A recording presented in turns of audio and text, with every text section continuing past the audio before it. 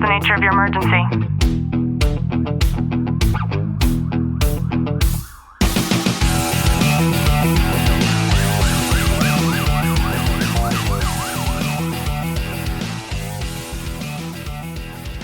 Welcome back to the Tactical Living Podcast. I'm your host, Ashley Walton, joined by Sergeant Walton. Clint, how are you? I'm good. This has been 1 month of me getting sick and then getting COVID and still struggling with a cough and stuffiness. So as you listen to this, just please bear with me. And if you're sick too, I hope it passes quickly. I know whatever's going around right now is really hitting people hard. You know, I was thinking a lot about how a lot of people who work as a first responder, they are suffering from something called trauma bonding and they don't even realize it. So I thought we could talk about that today. Yeah, I think that over time, you have instances where you connect with one another based off of the traumas you've experienced, and there's no other connections kind of tying you together. Yeah, and a lot of times it might be that you feel safer or more understood or more emotionally regulated with your partners and anybody on the job than you do with the people that are waiting for you at home. And it's really important that we talk about this and shed light on it, because I think that this causes a lot of discrepancy and difficulties in arguments, especially with your intimate partner. Yeah, I think when you start experiencing some type of trauma or something, that is hard for you to deal with, and you don't believe that someone else has the complete understanding based off of they haven't experienced, I think you start building up walls to prevent them to come closer to you. Yeah, so I want to teach you a little bit about this psychological concept, and it's basically trauma bonding through shared threat. And when humans experience any kind of repeated high stress events together, like you, Clint, as a police officer, what happens is that your brain actually links safety to those who stood beside you during that time of danger. And this basically just creates a powerful attachment and loyalty, but it can also make calm environments feel very unfamiliar or even emotionally unsafe, I would say. Yeah, and I think, and just as a side note on it, like I see there's a lot of, psychiatrists and people in that nature that work with first responders or military veterans, and they try to build that trauma bonding with their client, whoever it may be, and they don't have a true understanding of what it truly is. We see this happen too, even in the medical field, right? Let's say that you have a patient storming through the ER and something happens and it's traumatic, and the people that you're relying on is each other, as is the person who's storming through the emergency room.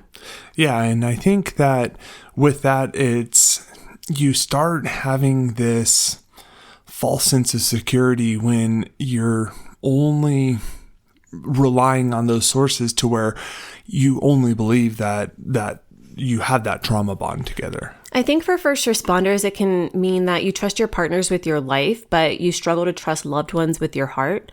Or maybe that you're feeling relaxed in chaos, more relaxed than you are in connection, and you're relying on radio silence and dark humor instead of emotional language that you should be practicing at home. Yeah, and I think over time, and I think we fail in the world of being first responders, of being able to, embrace that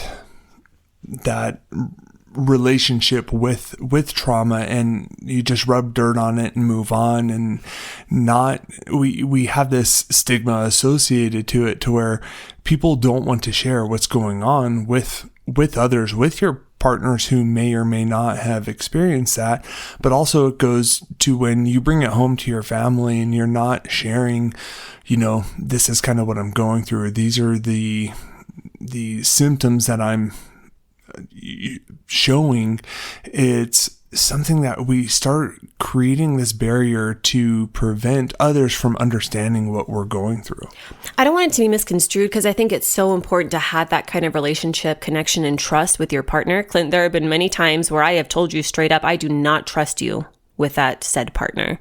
And you know, basically everybody knows, let's try to go on calls or scenarios with somebody in addition to that person. So it's not just me one-on-one with this guy because I don't trust them to have my back. But there's definitely a balance with that. Yeah, and I think that with whatever agency you work for, like you have those partners, you're like, well, this person's going to use whatever it may be against me to get further in their own career, or they're just not capable of handling a situation or dynamic that you're responding to. And that's why you have to know who your allies are. And also know what that balance is. There are signs that trust is replacing that home connection. And I think one of the most vivid ones is that you share more emotion with your crew or the people that you work with than you do with your spouse. Yeah. And when you don't have that open line of communication with one another, meaning your spouse, it's one of those things you start building up that separation to where you're not able to have those conversations. You're going home and just almost going through the motions at home where you should be the most you that you are. Another way to compare that scale is, do you feel super comfortable having debriefs after a critical situation, more comfortable than you do at home having those intimate conversations with your partner? Yeah, and I think it's something I practice with my team, and whether it's a traumatic incident or just a normal incident like that we go through and we experience, to where you normalize just having that debrief, and you should be continually having that not only at work but at home with your spouse, with your loved ones, because when you do that, it kind of builds that normalcy associated to it. Something else that I see too is a lot of people feel like they're more understood on shift or with the people that they work with than they do with the people at home. And they'll say things like, oh, well, my partners just get it. Yeah. And I think that's putting up one of those barriers to where it's, have you given your loved ones, your spouse, that opportunity to be able to see if they can understand it, or not just assume that they wouldn't be able to understand it. It's really interesting because your mind went straight to, let's put it all on the spouse. And my mind went straight to, well, you're the one who hasn't put in the work to be able to open up and have those conversations at home. Yeah. And that's exactly and that's where, if you're not going over the good, bad, and the ugly with anything and everything that you do with your spouse, with your loved ones, and your partners at work, like you bring that normalcy into your everyday life, then it's not, when something does happen, it's not something new.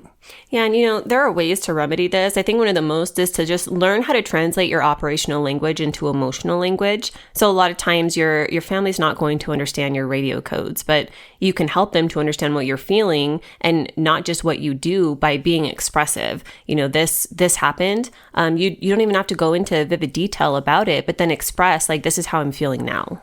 Yeah, when you're articulating your emotional response and the reactions you're having to these incidents, not just about the incident, but how you're feeling in relation to it, they're going to start having a better understanding of what's going on. Because if you're not articulating anything to them, you're just closing yourself off. Something that one of your partners does is, I see him post all of the time about the date nights that he and his spouse have. And I love seeing that because I think it's so important to create predictable connection rituals with one another. Just things that kind of shift your routine, and they create this emotional security within that event or that time that you're spending together, to be able to basically grow through that consistency.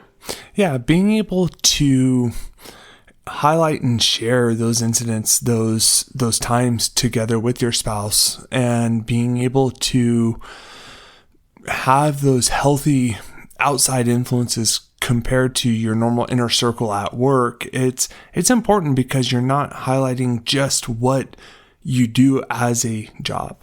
I think too, when you're having that kind of time together, then you're allowing your nervous system to basically learn that calm is safe, and that stillness doesn't mean that it's a threat. It just means that it's rest.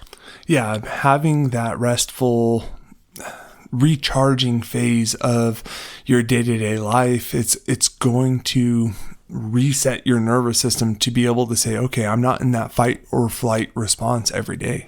Another thing that we struggle with is to recognize that loyalty and intimacy are basically different muscles. So both are super vital, but one of them doesn't replace the other one.